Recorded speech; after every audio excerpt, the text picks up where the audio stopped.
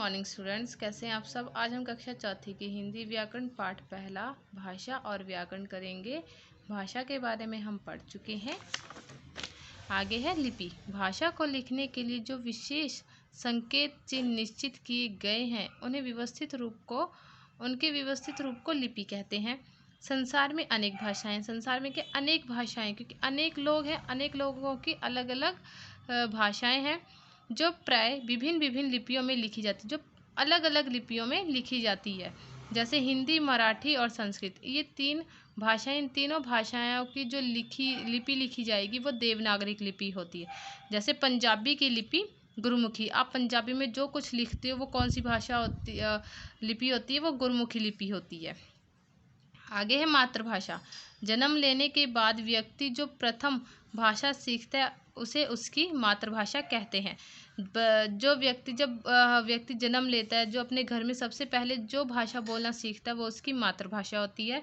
राजभाषा, किसी राज्य या देश को घोषित भाषा राजभाषा होती है, जो कि सभी राजकीय प्रयोजनों में प्रयोग होती है। 14 सितंबर 1949 को भारतीय संविधान के अंतर्गत हिंदी भाषा को भारत की राजभाषा के रूप में स्वीकार किया गया था। क्या हुआ था? 14 सितंबर 1949 को भारतीय संविधान में जो हिंदी भाषा है उसको राजभाषा स्वीकार किया गया, क्योंकि लोग अधिकतर हिंदी भाषा में ही बात करते हैं।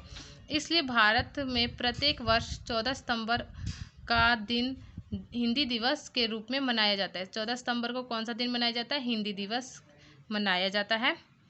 ये हमारे देश की राष्ट्रभाषा है। प्राय राष्ट्रभाषा ही किसी देश की राजभाषा होती है। आगे है व्याकरण।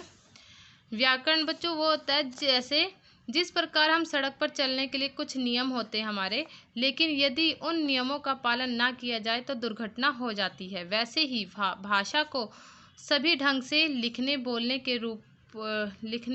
के कुछ नियम होते हैं। यदि उन नियमों का पालन ना किया जाए तो अर्थ का अनर्थ हो जाता है। अगर हम जो भाषा हम बोल रहे हैं उस भाषा को जब हम सही से ना बोलकर ना सही से ना लिखेंगे, अगर हम सारे शब्द गलत लिखेंगे तो उसका अर्थ जो निकलना चाहिए वो ना निकल के गलत अर्थ निकलेगा, अनर्थ हो जाएगा।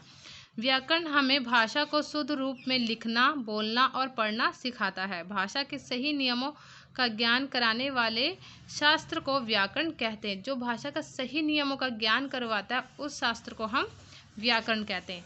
उसके बाद है बच्चों आपके प्रश्न उत्तर। भाषा किसे कहते हैं, इसके कितने रूप होते हैं? इसका उत्तर आपकी बुक में ही है। मन के भावों को दूसरों तक पहुंचाने और ग्रहण करने का साधन भाषा है। भाषा के दो रूप हैं, मौखिक और लिखित। दूसरा प्रश्न, लिपि किसे कहते हैं? भाषा को लिखने के लिए निर्धारित किए गए चिन्ह लिपि कहलाते हैं। तीसरा प्रश्न, व्याकरण किसे कहते हैं?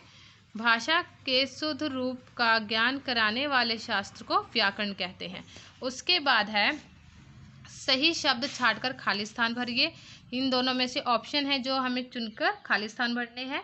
भाषा का प्रारंभिक रूप डैश भाषा है। प्रारंभिक रूप मौखिक है तो मौखिक भाषा। भारत के अधिकांश राज्यों में डैश भाषा बोली जाती है। हिंदी, अंग्रेजी, इन दोनों में से जो भाषा बोली जाती है वो हम लिखेंगे। सबसे ज़्यादा हिंदी बोली जाती है तो हम हिंदी लिखेंगे। ये आपके रिक्त स्थान है 1 से लेकर 4। उसके बाद है नीचे कुछ भाषाएं लिखी हैं, उन भाषाओं के सामने उनकी लिपि का नाम लिखिए। ये भाषाएं हैं, इनके सामने आपने लिपि लिखनी है। जैसे उर्दू में जो लिपि लिखी जाती है वो फारसी होती है। भाषा है जैसे हिंदी में जो हम लिखते हैं उसे देवनागरिक लिपि कहते हैं, तो हम यहाँ पे देवनागरिक लिखेंगे। 1 से लेकर 5 तक आपकी भाषाएं हैं। उसके बाद है सही कथनों के सामने सही तथा गलत के सामने गलत का चिन्ह। सही गलत करने पहला है भाषा का स्थायी रूप लिखित भाषा है, सही। राजस्थान में पंजाबी भाषा बोली जाती है, गलत। ये आपके 1 से लेकर 5 तक सही गलत है। उसके बाद है मिलान कीजिए। मिलान करने यहाँ पर राज्य दिए हुए हैं और यहाँ उनकी भाषाएं। जैसे उड़िया कहाँ बोली जाती है? उड़ीसा में। तमिलनाडु में। ये आपके मिलान है 1 से लेकर 5 तक। उसके बाद है उचित विकल्प के सामने जो सही का चिन्ह लगाना है। केरल की भाषा क्या है? केरल की भाषा क्या है? तमिल, तेलुगु, कन्नड़, मलयालम। लेकिन केरल की जो भाषा वो है मलयालम, तो हमने इस पर सही का चिन्ह लगाया। ये आपके 1 से लेकर 3 तक सही उचित विकल्प है। उसके बाद है दिए गए अलग अलग प्रदेशों में बोली जाने वाली भाषाओं को उनके चित्र के सामने लिखिए। ये चित्र बने हैं, ये प्रदेश हैं, उनके सामने उनकी भाषा लिखनी। जैसे गुजरात, गुजरात की पोशाक है, गुजरात में कौन सी भाषा बोली जाती है? गुजराती। ये 1 से लेके 5 तक हैं बच्चों, ये आपने लिखने हैं। उसके बाद है वर्ग में से 5 भाषाओं के नाम ढूंढकर लिखिए। ये वर्ग है, इसमें से हमें 5 जितने आपको मिलते हैं उतनी हमें यहाँ पर भाषाएं लिखनी है। मुझे 6 मिले हैं, मैंने 6 की 6 भाषाएं लिखी हुई हैं। यहीं पर हमारा पाठ दूसरा क्या है समाप्त होता है। आप सभी ने इसे लिखना है और याद करना है। Thank you. Have a nice day.